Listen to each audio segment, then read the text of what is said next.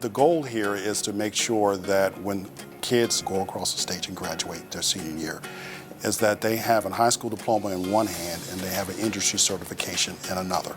We don't want children just to work at McDonald's, Wendy's, or Burger King. We want them to have a skill such as welding, electricity, nursing, business and marketing. And so that's what it's designed. It's for a design workforce. We want to make sure that every child is career and college ready.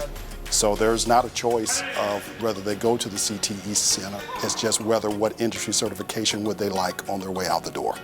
Students come from every walk of life, and you don't know what will interest them that will keep them in a career or make them become an entrepreneur for the next 10, 20, or 30 years. We don't know that. And if we have a connection that would help them build that, then we've done our job. WHRO, owned by 21 school divisions, supported by people like you.